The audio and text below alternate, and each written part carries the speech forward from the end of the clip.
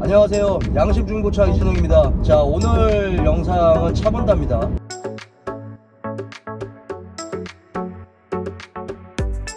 오늘 제가 봐드린 차는 신형 G80 2.5 터보입니다. 2륜구동이고 2020년식의 11만 킬로 무사고 차죠.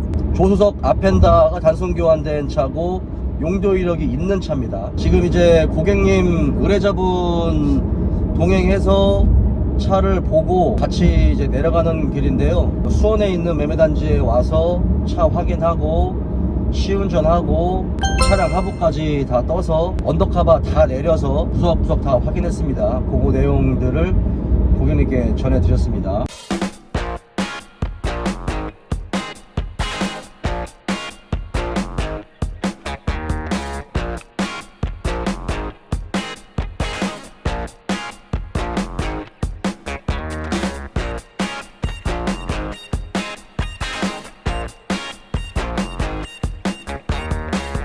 자, 일단 여러분들께 또 설명드릴게요. 여러분들께도 늘 말씀을 드리지만 용도 이력은 사실 큰 의미가 없어요. 실제 차 상태가 중요하지 용도 이력만으로 차 상태를 판단하는 건 굉장히 범위가 좁아집니다. 이 차도 용도 이력은 있지만 차 상태가 매우 양호했어요. 먼저 수원 매매단지에 와서 성능지도 확인하고 사고 유무, 실제 뭐 외판이라든지 이런 거 다 확인을 하고 또 엔진룸 열어서 실제 파워트레인의 누유나 누수 별도의 분들의 문제가 있는지 확인을 했습니다. 시운전은 제가 하진 않고 시운전은 차주 딜러분이 하셨죠. 그리고 제가 근처에 있는 이제 카센터에 가서 전부 다 확인을 했습니다. 먼저 이 차는 세타 3 엔진입니다. 스마트 스트림의 세타 3 엔진이죠. 2.5 터보가 들어간 세타 엔진이라고 하면 많은 분들이 부정적인 생각을 많이 가지고 있는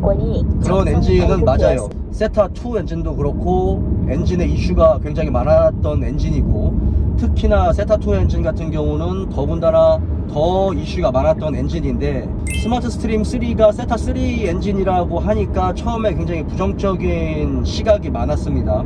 그리고 이 차는 터보 차저가 달려있는 건데 터보 차저가 없는 자연흡기에서 2.5 자연흡기에서 오일, 엔진 오일 감소가 조금 많이 됐었고 그게 또 이슈가 됐었죠. 지금 이 부분도 의뢰자분도 저한테 그런 이야기를 했었고 세타3 2.5 엔진을 살려고 하시는 분들이 그런 부분을 걱정을 많이 하시는 걸 알고 있습니다. 지금 현재 이 차는 엔진 오일을 보충했는지 아니면 정말 오일이 소모가 없는지는 정확히는 알 수는 없지만 지금 현재 상태로 딥스 게이지의 현재 상태로는 전혀 오일의 소모는 없었어요. 왜냐면 충분히 워밍업을 한 다음에 시동을 끄고 충분히 오일이 가라앉은 그 한 2-3분 정도 시간 이후에 확인을 했을 때는 거의 풀선 가까이에 있었고 그 부분은 제가 고객님께 설명을 드렸습니다. 이건 오일 먹는 차가 아니다.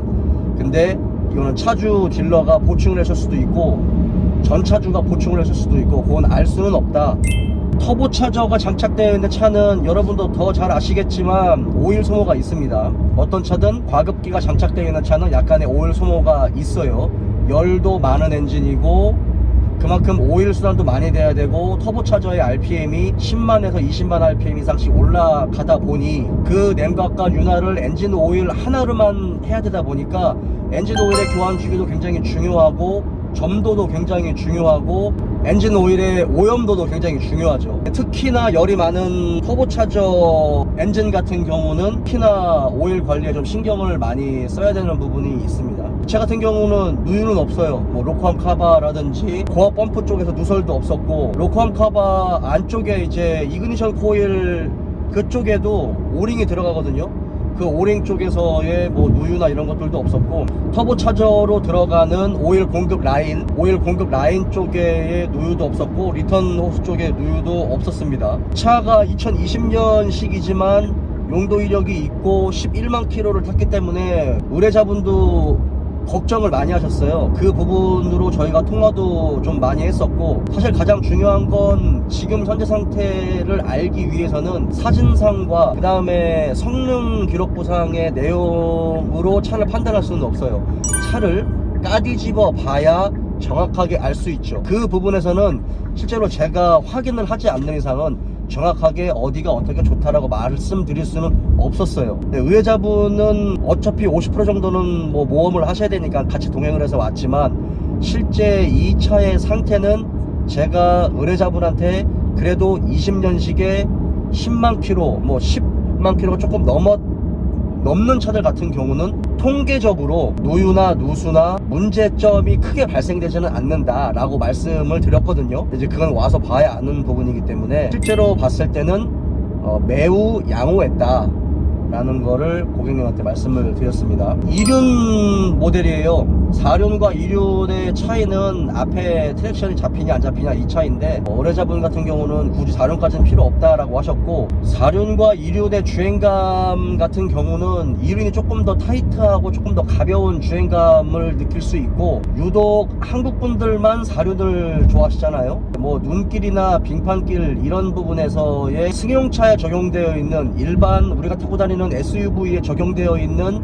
일반 도시명 4륜 구동은 거의 미끄러짐에 거의 쓸모가 없죠. 그거는 4륜 구동을 타시는 분들 더 잘 아실 겁니다. 눈길에서 조금 트랙션을 잡는 거지, 빙판길에서는 그거는 4륜 구동이 아니라 6륜 구동 할아버지가 와도 미끄러지는 건 잡을 수가 없습니다. 특히나 승용차에 적용되어 있는 4륜 구동 차들 같은 경우는 눈길이나 빙판에서의 트랙션을 잡기 위한 게 아니라 마른 노면이라든지 그런 부분에서 자동차의 접지력이나 견인력을 조금 더 좋게 하기 위한 그런 부분인 거지, 눈길이나 뭐 빙판길로 생각하시면 안 되겠죠.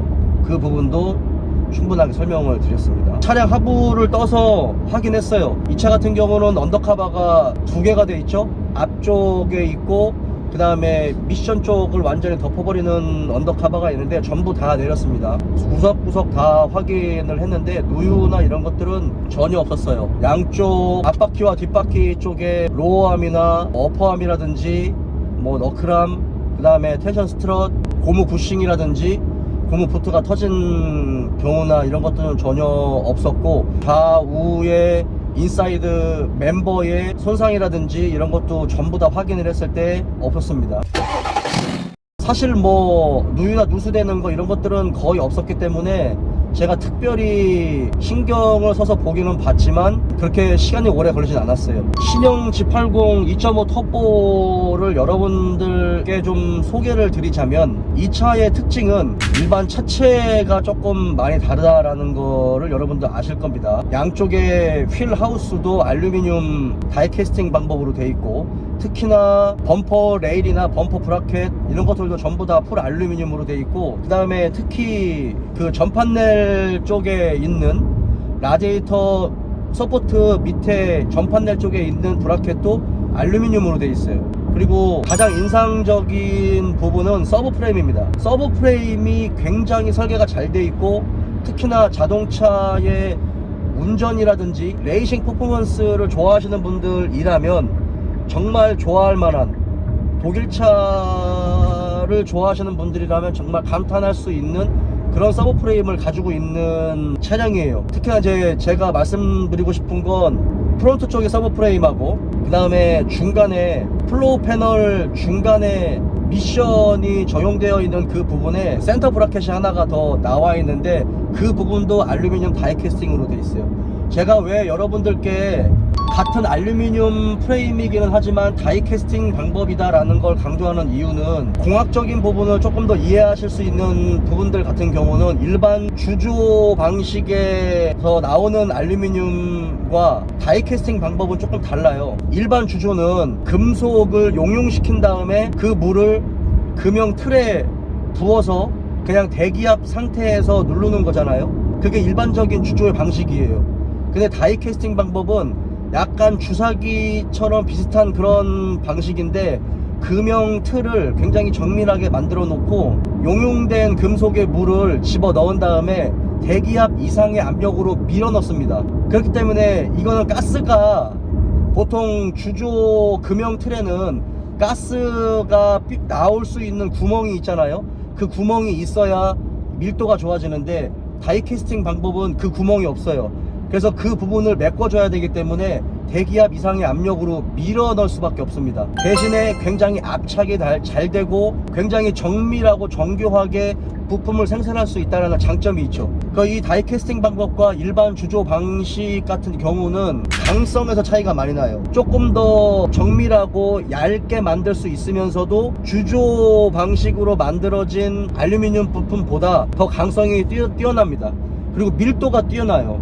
그 부분이 이제 가장 중요한 부분인데, 제네시스, 신형 제네시스 같은 경우는 그 부분에서 굉장히 잘 돼 있어요. 그 이전 G80 같은 경우도 알루미늄의 사용 비율이 굉장히 높았지만, 특히나 신형 G80에 와서는 거의 풀 알루미늄 세팅으로 돼 있는 부분과, 그 다음에 서브 프레임이 굉장히 두껍고 굉장히 정밀하고 굉장히 가볍게 잘 구성이 되어 있다는 그런 부분, 이런 부분들이 정말 인상적이에요. 그리고 구형과 다르게 신형으로 왔을 때는 똑같은 프론트 서스펜션이 더블 위시본 방식이기는 하지만, 구형 같은 경우는 완벽한 더블 위시본의 형상이 아니었어요.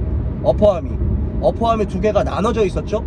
아우디처럼. 뭐 장단점은 물론 있겠지만, 근데 이제 신형 같은 경우는 완벽한 이 원피스의 어퍼암 형태를 띠고 있어요.